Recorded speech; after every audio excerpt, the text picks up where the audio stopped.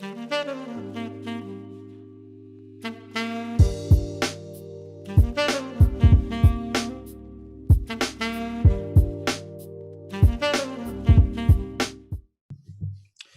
what is up, everybody? It's your boy Javian Kendrick here today on Power to the People podcast, where we give the power of the freedom of speech back to the people. And I am here today with Marissa. Marissa, please introduce yourself to the people, the listeners, and kind of tell us, a little bit about yourself. Yeah, of course. Thank you for having me. So my name is Marissa. Me and Javian went to high school together. We worked together for a brief time period. But I'm a senior currently at George Washington University, majoring in political science, and I'm minoring in American studies. And I guess here I'm kind of just speaking from the perspective of, a woman, a biracial woman, a Black woman, and just kind of bringing along my expertise, not really from like a gender studies perspective, but kind of understanding the impacts of different social constructs and things like that from my studies in political science and American studies. Yes, and I appreciate you taking the time because, poli-sci, that's a major right there. So I know you're super busy with everything you're doing, and of course, senior year and internships and, trying to lock in and find the, right place where you want to go for the next phase of your life. So I appreciate that. And I'm super excited for this episode because I got flamed for it because it's been men, and everyone's been waiting on the women. So now here's the woman that's on, my everybody. Fault. That's okay. Yeah. That's so, my fault. Yeah, no, you're good. So yeah, definitely. We'll just jump in. Tell me what you were thinking, kind of the points you wanted to touch on, and then we'll just go from there. Yeah. I think, okay, so my thoughts about the episode, I kind of had a little bit of a roller coaster. Like at first I thought it was really interesting talking about the spirituality aspect. Like for me, I'm not a very spiritual person. I grew up in a Catholic household, but like, kind of, you went to church for, Christmas, things like that. But like, yeah. I didn't really grow up with religion as a big aspect and spirituality as well.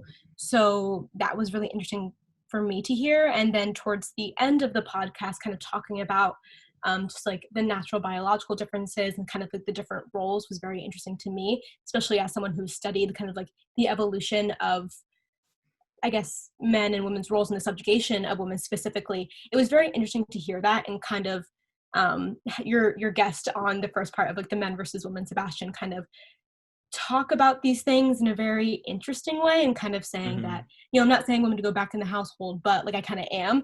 I thought he was trying to skirt around a little bit what he actually wanted to say, which was frustrating to me. There were a lot of things I just didn't agree with, to be honest. Okay. Yeah, I don't know. Okay, let's start off here. So one thing that I really wanted to talk about is kind of like this feeling of men feeling like women are hating on them, and all women hate men, and all women blame men for everything. Like I hear that. I understand why that would be difficult, but I think it's really important to understand where feminism comes from. We wouldn't need feminism without sexism. Sexism is the reason why we have feminism, because it is a reaction to it. If women weren't subjugated, we wouldn't need feminism. And so to hear that, maybe some men, but not all men, well, when we talk about oppression historically, men have been dominant in ways that they have subjugated women and forced them to be homemakers, things like that. I'm not saying that I don't want to speak on like the natural, biological, spiritual things, because I think that's kind of, the spiritual aspects is more a matter of an opinion in my perspective, so I don't really want to get into that. But I want to speak more on like the ramifications that have been imposed on women.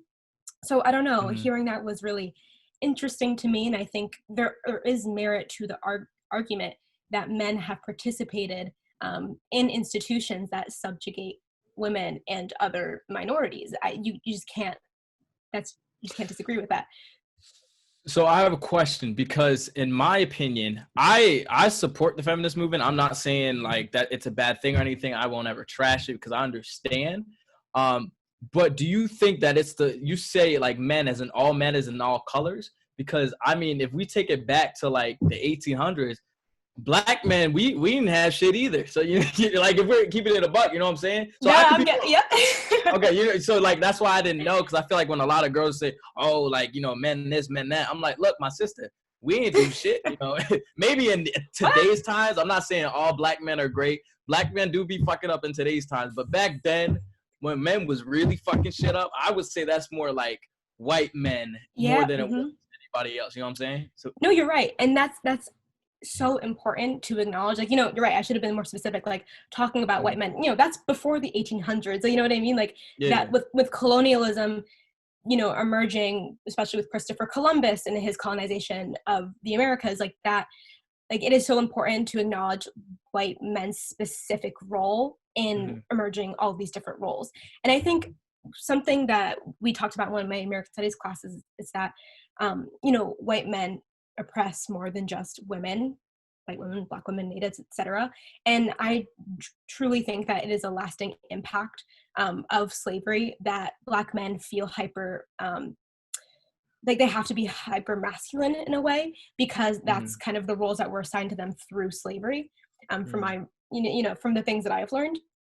And so I think, you do see that, especially, in the Black Lives Matter movement or previous Black Power movements, women have still been subjugated in these roles. Like there was actually a Black Power pamphlet. I'm in a women in politics class right now, and it said Black women's role in this is to stay home and to cook the food, so we us men can actually do the real fighting for racial justice, which I don't think is right. You know what I mean?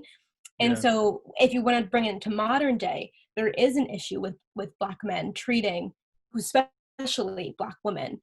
And I'm all over the place, but there's just so much to unpack here. When you talk about gender dynamics, you can't remove it from different aspects with race, class, all of those things are really intertwined. So I guess how I felt when I was listening to the previous episode is that all of those really complicated, conflicting things kind of got lost, because as a Western society, we view things in a highly individualized manner, where it kind of removes all the impacts, all of the historical implications of all these different things that have happened. And so when I listened to the previous podcast, I'm like, okay, but I feel like you're talking in a very abstract manner where you're kind of removing all of these realities and all of these historical precedents that have kind of built upon it. And there are reasons for why things are today. And I feel like when we kind of remove those things, when we forget about them, it's really easy to say, well, women hate men, and like, to me, listening to that, it's like, that's listening to, like, a white person reflecting on the Black Lives Matter movement and saying, well, I shouldn't feel ashamed for being white. Like what Sebastian said in the previous episode was like, as a man, I shouldn't feel bad for being a man. We're not asking you to feel bad about being a man. It's understanding the different privileges that you have. And privilege isn't a bad word. I think in this society, we've kind of like, ooh, privilege, that's a bad thing. Privilege is relative. We all have privileges in some way, but there's nothing wrong in recognizing the privilege that you have as a man over someone else. And I think the feminist movement has made people so uncomfortable, because that's what movements do. They counter the status quo, and people get very uncomfortable when you counter the status quo, and then you see a lashback, which the one organization, I forget what the like what it was called, but this kind of thing of men kind of abandoning women and saying, we're just gonna do our own thing because women are asking for too much and it's making me uncomfortable. So no, that you're good. I think this is great. I love this. This is beautiful. So what you're saying is, you think in that episode it was all this is what they're doing wrong, and not, okay, they're doing this wrong, but this is why they're doing this wrong, because of the history of. That's what you're trying to say? Is that kind of what we were doing? Because that's what I'm getting, but I don't know. I could be wrong. I just want to make sure. Say it one. I don't know if we're on the same page. Can you say what you're trying to say one more time?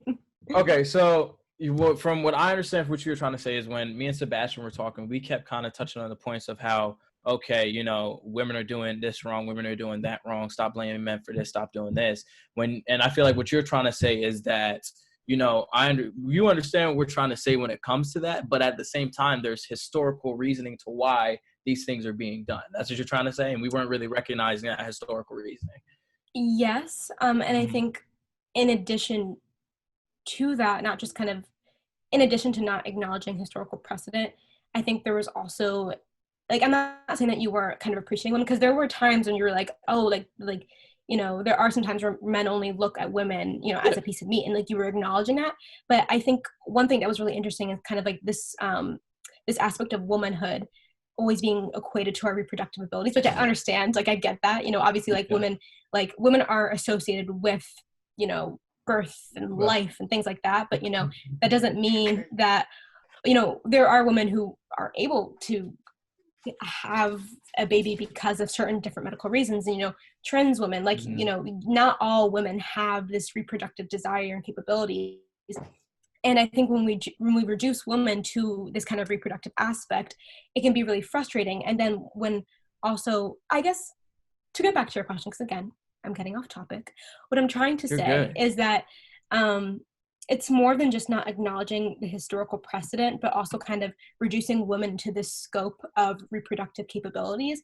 And even when you're talking about women, saying how, like, it's always from the perspective of a man and how what women serve for men, even that wasn't intentional. Like, there were times where, women, like, basically what Sebastian was trying to say is that to fix the issues in society, we need a stronger presence of, he talked about that duality of having the masculine and the feminine influences at home. And to do that, like, there needs to be less, he didn't overtly say this, but this is what he was trying to say, that we need women to be present at the home to make these things happen.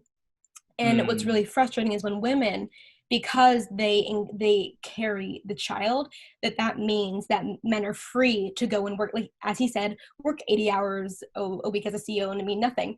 But why does the raising of the child have to be only for the woman just because we also carry the baby? Like, why can that not be an equal partnership? And I don't, I understand what you're saying. That's fair. Okay, I'm gonna take that. I'm gonna marinate on that a little bit, because I kind of want to transition. So in my opinion, and from what I've seen in the research I've done, I've kind of seen, like, you have, like, in the historical sense, women being oppressed. Then you kind of have the women empowerment movement, and women trying to gain their voting rights and stuff like that. And then it kind of transitions into, like, early 2000s, Beyonce and people like that. Yes, women. I just stay with me here. Stay with me here. Yeah. So yes, women. We love women. Love yourself. Empower yourself. Then Cardi B, Megan Thee Stallion, and everyone else kind of came in and just, like, fucked shit up. Not in a bad way, but because I do think kudos Mulatto. I mean, Megan Thee Stallion, Cardi B. I think what they're doing is awesome. As women rappers, and really, like, changing the way the rap game is. But I think at the same time, for example, have you listened to WAP? To the song WAP? Who hasn't? Okay. Okay. So in my opinion, I think that, like I said, go women. I love it. But some of the things that are said in that song, I think it's just to a whole nother extent. And I'm going to touch on this too. I'm not saying that the things that men say in song are completely relevant. Not at all. I'm like, Jesus Christ, bless this. Like, like, I think that's completely bad. But I think when it touches on that, I feel like women are kind of, some women, I won't say all women are, it's like in this retaliation movement. And now it's like, fuck men, take the money, use them for this, use them for that, blah, blah, blah. And I'm like, but I'm confused. What did I do? I'm a good guy. You know what I'm saying? I'm not trying to, why is this a whole, and again, I'm not going to say all guys are great. Guys, I mean, like, for example, what fucking Quavo did to Cardi B, that was, yeah. So I can understand that, but I feel like a lot of, like, I mean, some of the girls that I talk to, I can't go a fucking mile at this campus without a girl singing WAP and pointing her finger in my face. And I'm like, chill. Like, it's not that deep. It's cool. So I think a lot of some girls are kind of taking it and turning into this anger of themselves. And again, I don't know everybody. I don't know what you've been through, but I don't know. I'm kind of confused on why that's a thing. If you could kind of, Sure.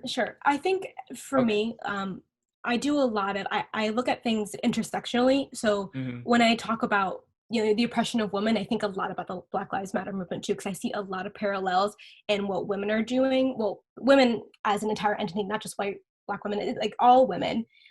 And then the reactions from men, I see very, very similar responses in the Black Lives Matter movement and white reactions to that, where why are people getting angry? Why are you doing what we were doing? Well, now I'm mad. Like, I think the reaction to WAP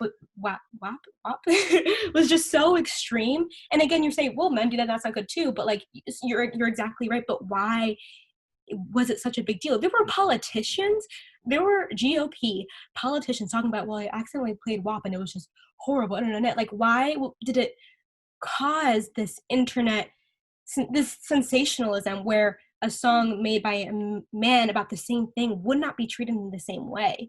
It just entirely wouldn't. And, you know, it's, again, like, you feel uncomfortable with the fact that women are kind of angry. Why shouldn't they be angry? And I'm not saying that I condone XYZ, Mm-hmm.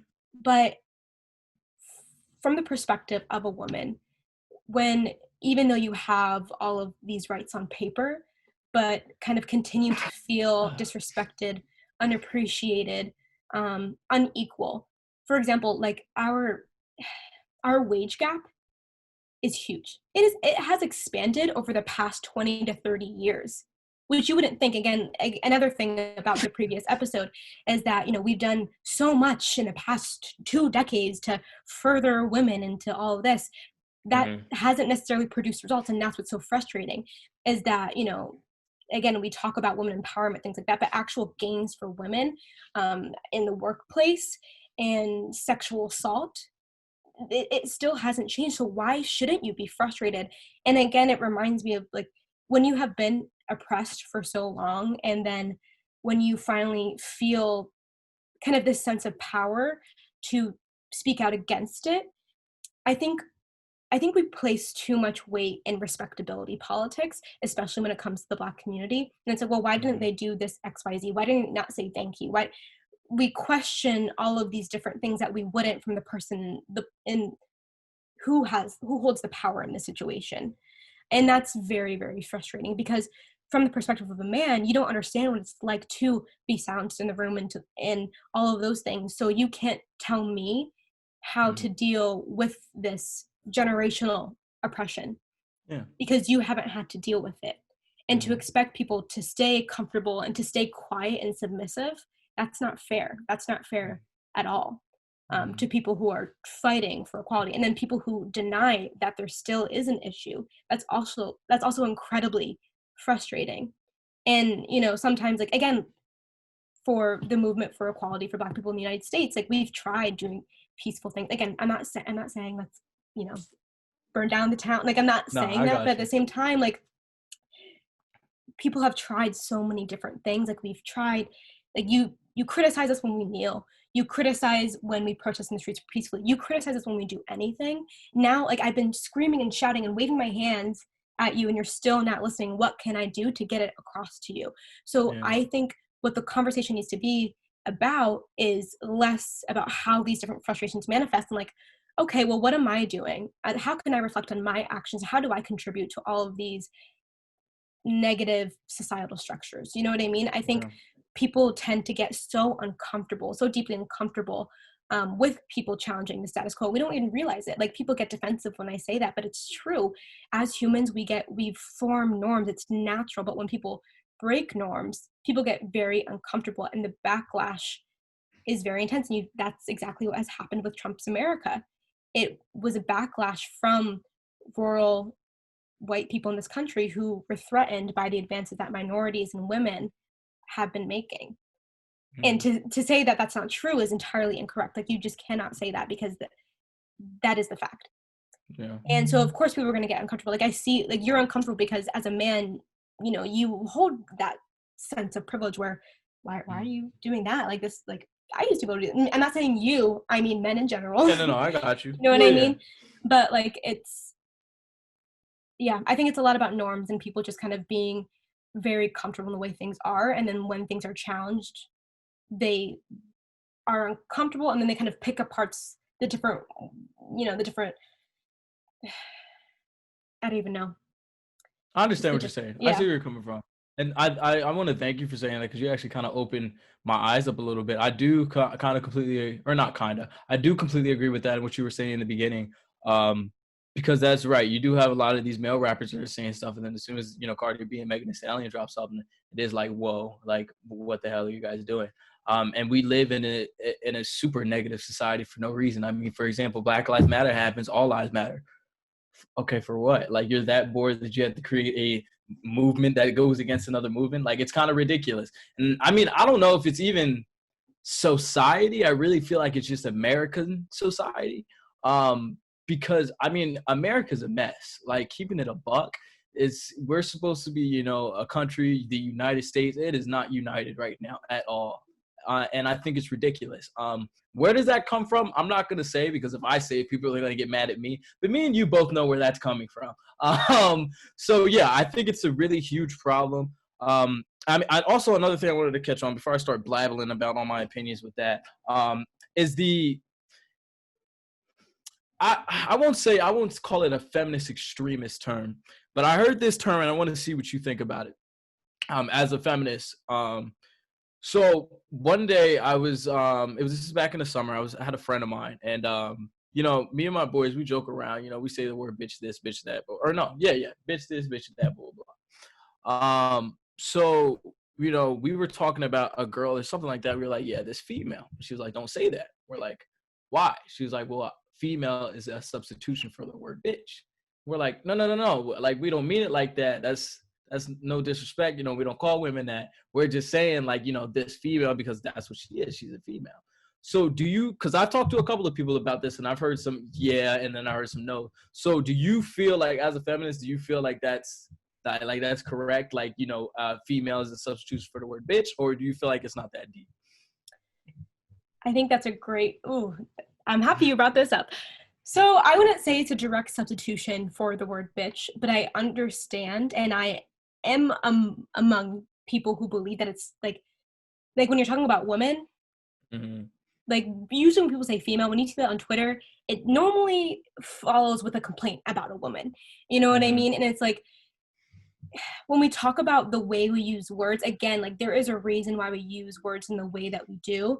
And there's a reason why we don't use certain words to talk about other minorities, cultures, things like that, because it does have a negative past. And because that connotation kind of has been developed for the word female to be negative, people don't like it. And I understand why, because it reduces, like, people use the word female, male to talk about people's, biologies. And so again, you're reducing females to their biological, attributes, if that makes sense. So again, like, I don't say, this male, and like, who says that? No one says that. So why, so just what's the point? You know what I mean? And it's really interesting too, because I feel like people started using the word female to talk about women so recently.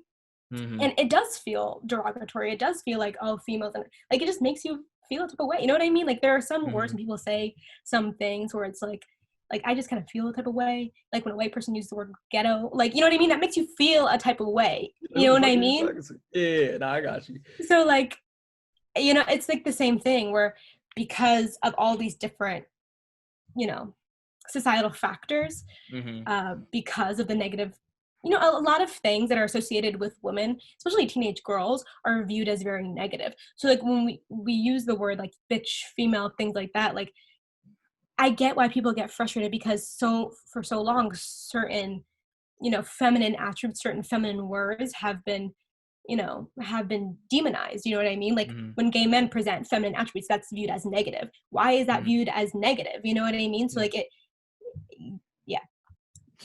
So do you think that it's kind of, we'll kind of put this in the context with Black people on the N-word. So do you think when girls call each other, like, bitches, sluts, oh, you hoe, you thought, blah, blah, blah, that's okay? It's like kind of same concept as the N-word. Like, Black people say the N-word at school, but when white people say it, oh, I want to beat you the fuck up. So do you think it's the same? Like, do you think that when women do that, it's right too? Or do you disagree with that? Yes, no, I think that's exactly what it is. Like, the point is that you are reclaiming something that was used to insult, subjugate, oppress you. That is the whole point, is that you are taking the power back from that word and you're claiming it as your own, because it was used to be negative from the oppressed. But you're like, you know what?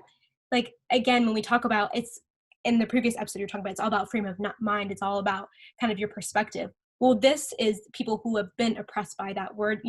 I'm going to reclaim this, and I'm going to make it a positive for me and my community. But there are some people who say, I don't want to hear that word at all because of its origins, because its origins have always been bad, specifically talking about the N-word, that I'm not going to use it at all. And I respect that. I understand that. But I also think that, like, again, like, I firmly believe that you cannot decide if you are not the party that is being oppressed, you can't say what that oppression looks like. You know what I mean? Because you've not felt it at that personal level. So, like, you can't, a white person, you can't tell a Black person not to say the N word. The N word. But Yeah.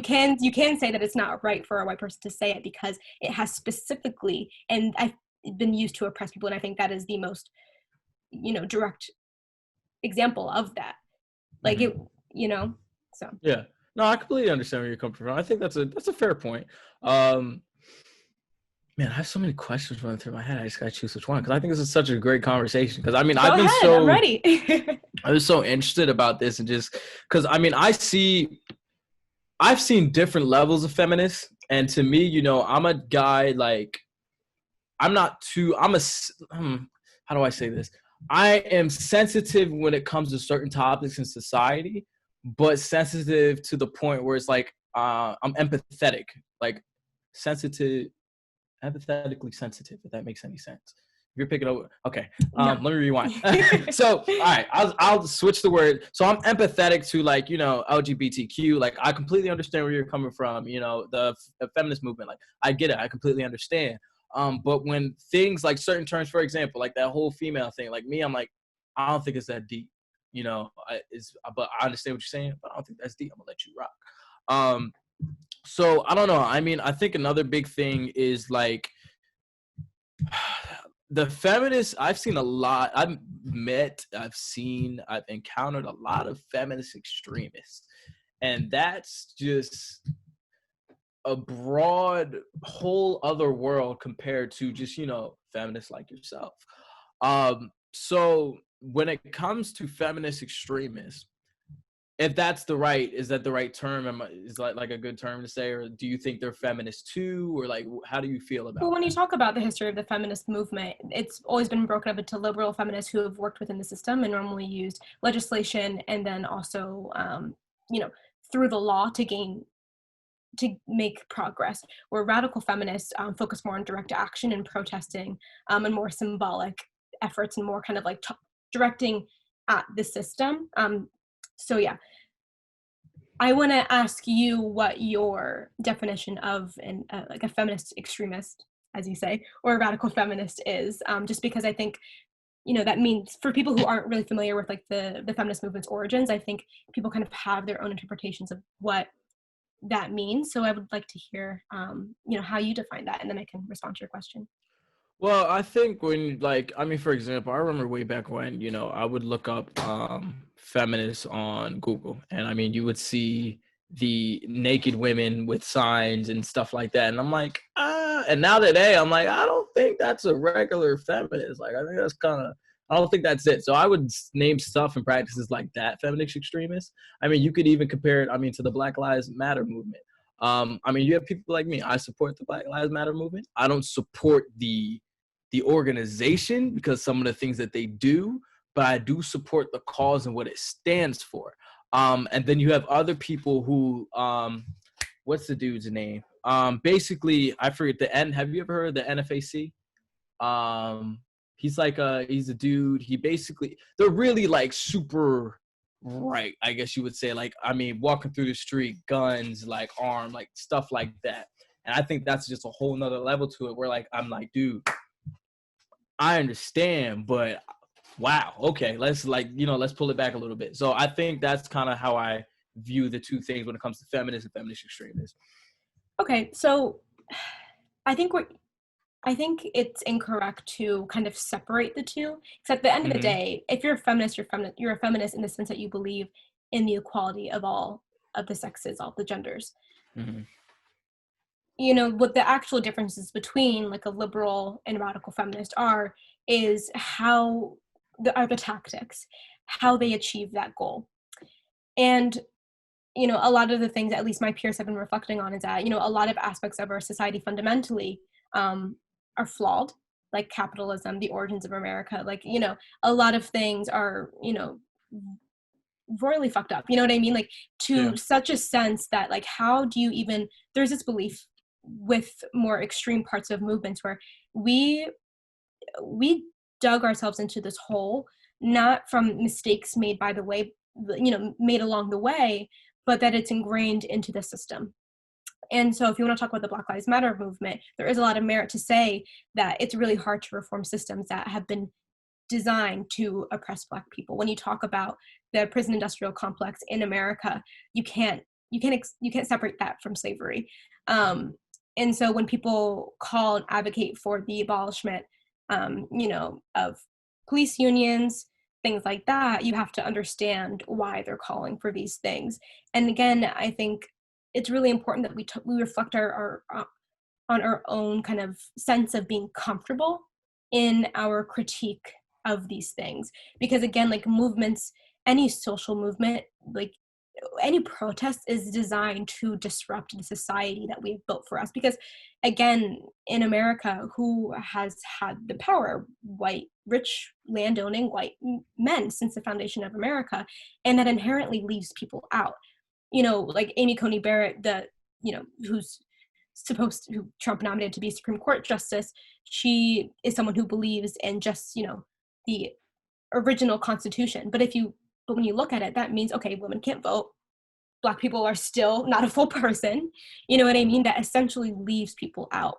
And what radical extremist people are saying is that these things are so systemic that if you took away all the sexists, all the racists in our society, sexist and racist things would still occur. They would still manifest because our society, our institutions have been made to operate in that way.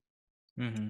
So I think what we should be doing is understanding why people feel this way. Why do people want a new system? Why are they advocating for that?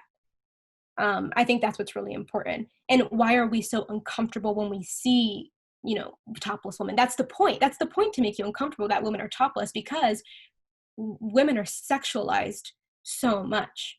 Because, like, yes, like boobs are, it's for feeding children, blah, blah, blah. But like, why is that? Like, why does that have to be sexualized? Why does reproductive,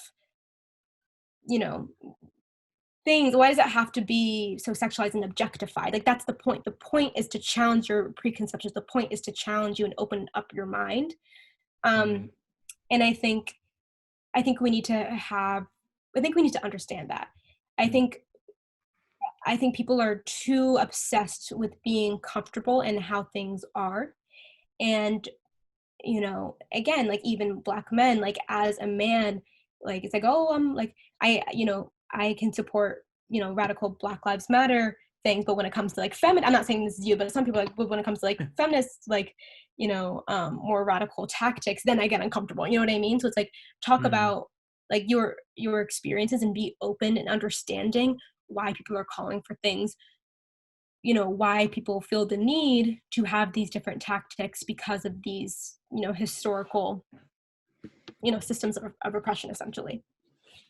Yeah. And I think it's super, super prevalent, and I guess relevant. We do live in a ridiculously hypersexualized world. And that's something I never really understood. Like, I mean, I guess some girls are into it, which is completely fine. Everyone has the right to have their own opinion. That's what this world is. But I mean, like, I always use this. I don't know why. Maybe because I listen to rap music all the time. But if you look at like a lot of these rap videos, all of this is girls in bikinis twerking and, stuff like that. And I mean, if you watch that, when I went for my family reunion barbecue, whatever you want to call it, like, I mean, a couple years ago, I mean, it's little 2-year-old kids, and that's all that's on the screen. They're just watching music video. I'm like, and people, like, you see that from such a young age that gets in your head and you're just normalized to it. But I think it's a huge problem. I mean, even now, if you look some of the shows that are on like Disney Channel, Nickelodeon, and stuff like that, I mean, yeah, I mean, why people kissing on Disney Channel? Stop it. They're like, the 12, relax. Like, it's too much. So, I mean, I think it's a huge problem. And I mean, even if you look at the, I don't know what the exact term for it is, but the women's NFL, basically, like, the girls that play football, it's bikinis and just pads. I'm like, what? Why? For what? Like, I never understood that. I never got why. But I mean, I don't want to say what can you do, but I feel like I think a lot of generations are putting on our generation, like, you guys need to fix it. Go. And we're like, there's so much shit to fix. Like, are you serious? Like, so I think it's ridiculous. And I don't want to say it's not doable, but I think the problems that we're having today is generational. That's if we do stay in America. I want to do something completely different. I want to go to build a Wakanda in Africa and get us the fuck up out of here. That's what I want to do. But I mean, if people wanted to stay and fix America, I mean, I don't think we'll be able to fix this until at least like, if things went well, at maybe 5 to 10 generations. Maybe. Yeah. No, I know exactly where you're coming from. And again, like these problems are so huge. And again, they're systemic, they're systematic. That's why we can't fix them with a change in the presidency. I mean, some things can make things worse. Don't get me wrong. I'm not saying that things cannot get worse. But again, these problems are so large because exactly, it's a generational issue. These issues have persisted for so long. And I guess, in my opinion, it's really important to confront the realities that we're facing today and understand the limitations that exist based on our democracy or lack thereof that we have today in America. But I think you should never forget the shoulds.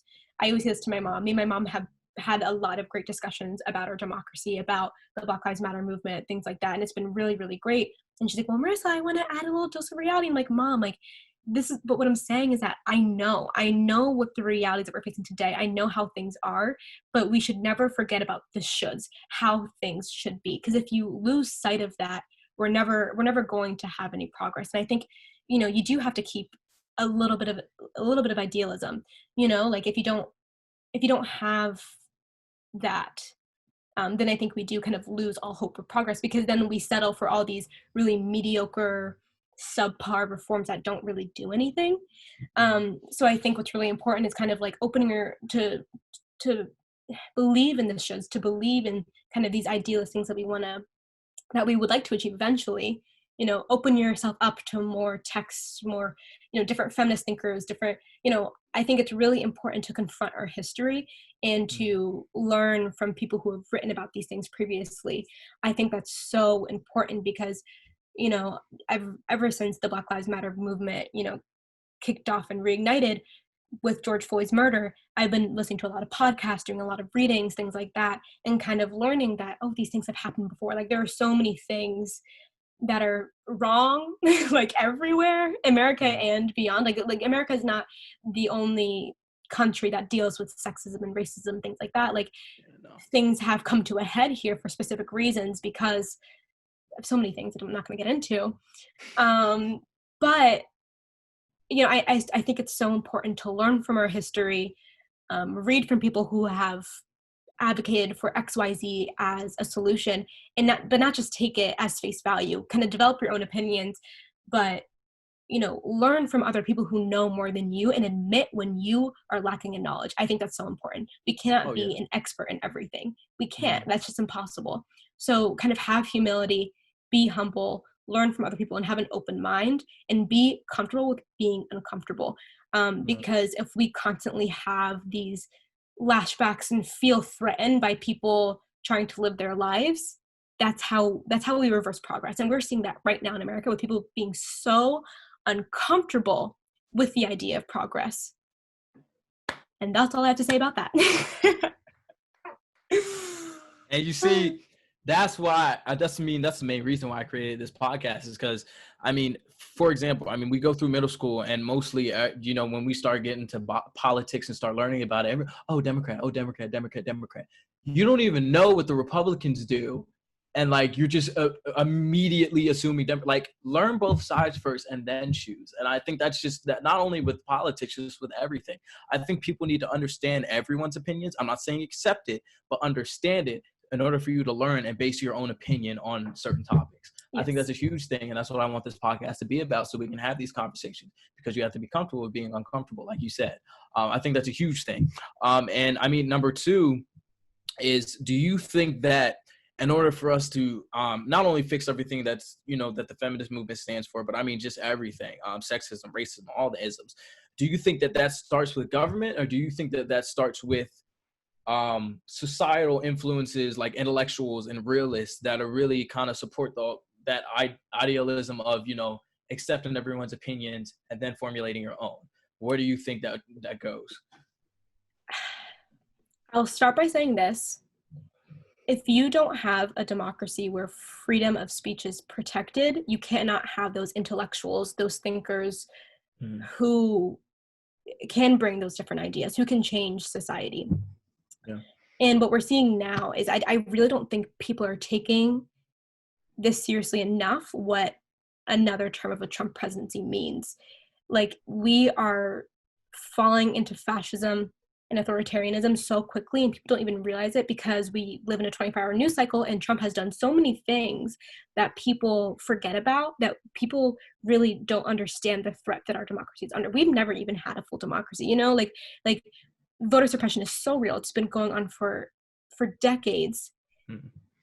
And, you know, we are so close to really seeing the collapse of the great American experiment. That's what we're seeing right now. And that's scary. So what I will say, because there are a lot of people I know who's, I'm not going to vote. It doesn't matter. It matters. Vote. Joe Biden's not my favorite person in the world, but I'm voting for him because because we need to. It's important. So back to your question, does it start with society or government? Like, when I'm a political science major. Like, I talk about government all the time. I talk about politics all the time.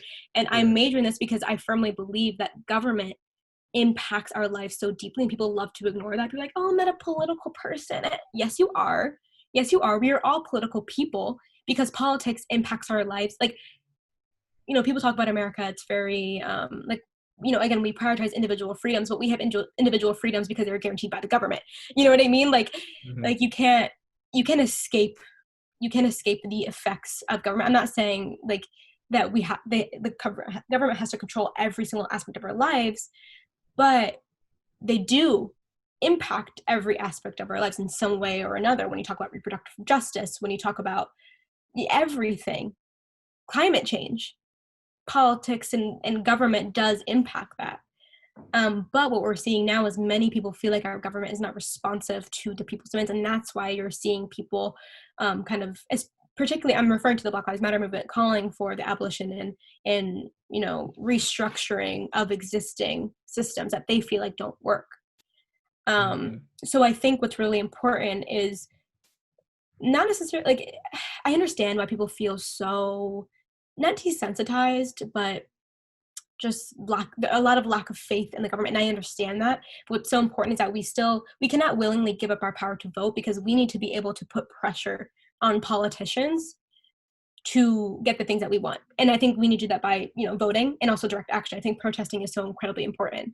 Direct action, indirect action, that is vital to having a democracy and maintaining these rights that we, hold so near and dear to our heart. So I guess what I'm trying to say is it has to come from both sides. It just has to, like, you know what I mean? Like, there's no, everything is connected. And I say this a lot because intersectionality is so important when you talk about, again, I was talking about like Black women specifically, like intersectionality, intersectional kind of systems of oppression are very real. So you have to talk about everything, in my personal belief, from this understanding that everything is kind of connected. So that's why I can't say it's one or another. But you got to do your part in all ways that you can, but I understand that people can't do everything. So take from that what you will. Yeah, no, I got you. And I'm gonna play devil's advocate here, since you're a poli-sci major. Okay. I think the government is a huge scam. I think they're very fishy with the things that they do. So, I mean, you're studying the government. So do you think that the government is trustworthy? Do you think that the American people can trust the government? It's kind of going off topic a little bit, but I'm super curious because I think some of the things that the government has done is super fishy. I'm not going to say everything, but just some of the things. I can't bring up specific examples right now. So obviously I would have to bring that to you another time. But I think another thing is the school system, for example. I mean, when the school system in general is run by the government. So do you think that everything the government teaches us through the school system is true, or do you think that they leave some things out, or or untruthful with things? Absolutely. Okay, And one thing that I forgot to mention is that I think a lot of Democrats specifically love to idolize like certain political figures. which I think is very dangerous. I think we need to view government, what it actually is, as transactional. Like you vote these people in and they need to represent your values. And when they don't do that, you need to actually, call them out on that. Mm-hmm. Mm-hmm. And so when you talk about the government and being able to trust them and things like that, there are a lot of things that are wrong, specifically with our school system. Of course they leave things out. Are you kidding me? History books have been written by the winners of society. There is a reason why we idolize the Revolutionary War, and we talk about how they literally dumped British sympathizers in hot tar, and put feathers on them to mock them publicly. And we idolize that. We talk about the Revolutionary War, and we talk about the French Revolution in such positive ways when they were so incredibly violent. But when violence is exhibited by people who have been oppressed, specifically in America, and again, I'm not endorsing it, I'm just saying that it's very interesting to see the different reactions and the double standards that exist from that. So again, by lying to kids and saying that George Washington's teeth were made of wood rather than the adolescent adult teeth of enslaved people, that's an issue. So of course there's so many things that history books leave out there. Of course there's so many issues with our government. Absolutely. And as a political science major, that does not mean that I'm like, the government is amazing, we do things great. Like, no, like I recognize all the issues that we have in society. And of course, like people who have been in these positions in the government have, contributed to this. And yeah, of course, yes, of course. Are you kidding me? Fantastic. I'm so happy that you say that, because there is another political science major that I know that goes to George Washington, the esteemed George Washington University. She takes so much pride in going to George Washington, and she completely disagrees. Yes, really? Yeah. I mean, I'm not saying it's a bad school. I think, fantastic. George Washington is great. I mean, congratulations to both of you guys for getting into it. But I mean, yeah, she knows who I'm talking to if you're listening to this, and please feel free to FaceTime me after this and call me out. But yeah, so I think I'm glad that you say that, because I was called completely crazy for believing in that, and you're wrong. So, okay, yeah. Cool. Well, let's revisit this. First of all, okay. If you're gonna start, let's say her name, Sydney. I think she's great. You know what I mean? Like, so you know what I'm talking about. Cool. Yeah, beautiful. Of course. Okay. No, of course. And here's the thing, like, I didn't listen to that episode of the podcast, so I don't know what, if you want to elaborate more, then I could talk about it. But what I think is really important is for me as like a senior in college, there are so many things that I have learned about that I did not know in high school as an underclassman in college. So I feel like my values, my perspectives have shifted so much because I've kind of opened my eyes to like the propaganda that exists, to all of the different kind of ways that we've been taught that don't accurately reflect our history. But yeah. Again, I didn't watch the podcast. So do you want to further elaborate on which that? one? Are you talking about episode 5? The one with Anna? Whatever. Which one are you talking about? Well, no, whatever you're talking about. No. So there was a huge, episode 5 is a big episode for, right now, the beginning of Prior to the People podcast. And I had she was a good friend of mine from high school. She's a Republican. So she has a lot of, Republican views. And we were just talking about the movie Uncle Tom. I don't know if you ever heard of it. But it's basically a documentary about a bunch of Black Republicans. And they're basically saying how the Democrats used to be racist, and just the history of the Democrat organization, and how the party switch is a lie, and blah blah blah. What? Yeah, because that's an interesting assertion. Wow. And that was their backing, is because they're saying that because the school system is ran by the government, the government lies to us, and that was one of the lies that they told us. Okay. So let's rewind that a little bit. Okay, go ahead. I do want to insert something before you continue. Mm-hmm. I think, again, something that we've seen, especially with Trump, is that the kind of people don't have trust in journalism or facts. People constantly deny things, even when you're presented with facts. So I feel like it's less of like lying, but almost a manipulation based on the way things are framed and leading out history. So I think when you talk about overt lying and kind of saying things that are directly false versus kind of like an omission of facts, I think there is a little bit of a difference, because when you talk about, like, when you say, like, it's important because every single book, article, it all has bias because we are humans. We have our own opinions. But when you confuse that with outright lies, and this is what I think Trump has done, what Trump supporters believe is that even when you present them with facts, they deny it because they say, oh, it's made up, it's all by the government, and it's all a lie. You know what I mean? So it's very important to walk that fine line to still understand that there is truth in fact, there's truth in history, and kind of distinguish, what is propaganda, what is things that like manipulated facts, and not kind of relieve yourself of reality, which I think is what has happened to the current state of the Republican Party, in my opinion, is that they've kind of relieved themselves from all reality. So there's a very fine line. Continue. I apologize. No, you're good. You're good. I'm glad you said that, but I understand where you're coming from. But that's basically what the episode was about. And I mean, like I said, this episode or this podcast is made for people to have all their own opinions. I mean, to me personally, I'm not gonna say I don't care, but that's your opinion. I really don't care. Like, it's not affecting me. It's not hurting my feelings. I mean, I tell people I'll have a white supremacist on here, and they can call me the N-word all day, but it's your opinion. That's not. Yeah, I know. Everyone has that exact same reaction. I know. But I mean, I'm curious. I want to learn. I want to see why you think that. I want to see why you have that opinion. I'm just curious. I'm a curious guy. Curiosity killed the cat. Oh, well, I mean, maybe that's just what it is. But there was a lot of backlash from that episode. And I mean, Sydney called me and she was basically going off on me saying, you're acting like Uncle Tom, you this, you that, blah, blah, blah. And I'm like, no, I think you're misunderstanding. And I mean, I'm not, and again, this is no shade to Sydney. I'm not saying I hate you. You're a terrible person. Oh my God. I'm not saying any of that. All love right here. But I just feel as though like, it's not that deep. I mean, you can go back and listen to my first episode. This is a podcast where people can come on and talk about their opinions. That's it. I'm not saying I agree. I think when I like you're talking, I'm like, I think people think that I'm agreeing. I'm not. I'm just, that's how you know I'm listening to you in a conversation. That's just what it is. So that was just, it was a huge thing. And I mean, like I said, we touched on I kind of mentioned to her the whole government running the school system, and then she kind of disagreed with that, blah, blah, blah. But I mean, that's what it is. It's in the past. But I was just curious that because you're a poli-sci major and you go to the same school, what your opinion was on that. And that's all it was. So yeah, that's really was the basis of the situation. Okay. I do have a follow-up if it's okay if I jump in. Of course, go for it. Yeah.